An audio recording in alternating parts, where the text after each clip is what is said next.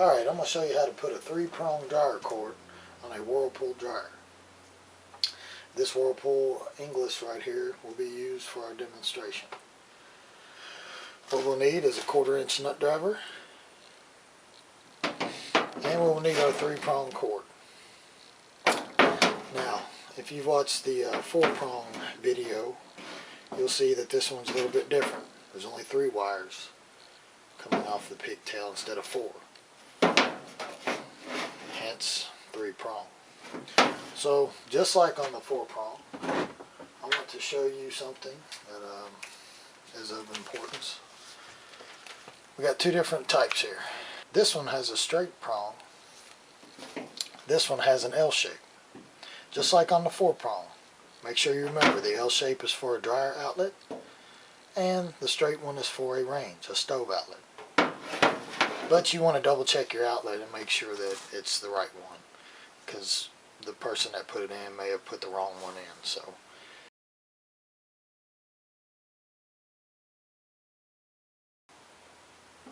now that we're at the back of your Whirlpool dryer, we'll need to take this 1/4-inch nut driver and take this cover off right here.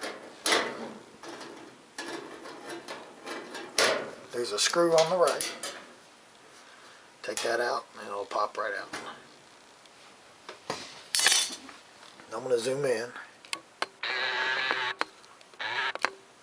What you have right there is called a terminal block. A terminal block is what your pigtail, your 3-prong dryer cord, is going to securely mount into.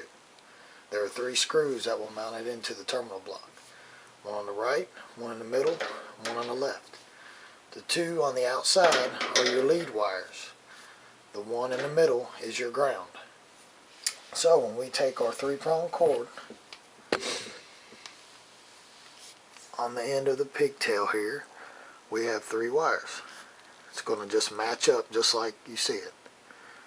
One on the left, one on the right. It's going to be your lead. One in the middle. It's going to be your ground.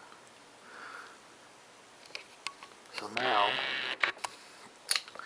you have a hole that's underneath here on the frame. We're going to run this pigtail right through it.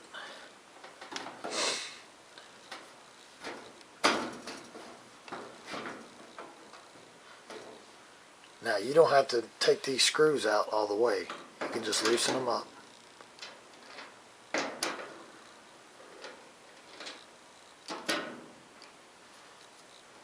And as you can see on the top here, there's a gap. All you have to do, put the left side on the left side of the terminal block. Just slide it up in there. I'll zoom back in.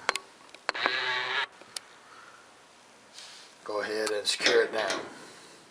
And when you tighten these screws, make sure that you do it very gently and you do it straight, because you don't want to strip them out. Alright, do it till it's snug.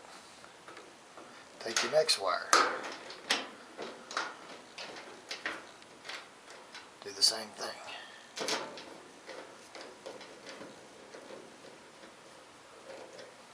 And then your last wire, your other lead, we're going to put that in there as well, on the right side. Okay. Sometimes it takes a little bit to get it in there. Alright, you're going to go around. Make sure your screws are snug. Make sure no wires are touching. After that, we'll put our cover on.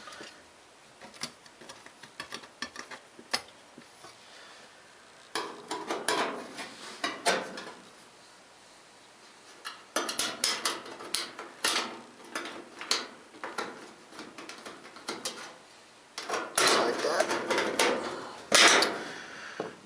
And then you'll be able to plug in your dryer and see if it works. Well, I hope this has been helpful, and check out our other videos.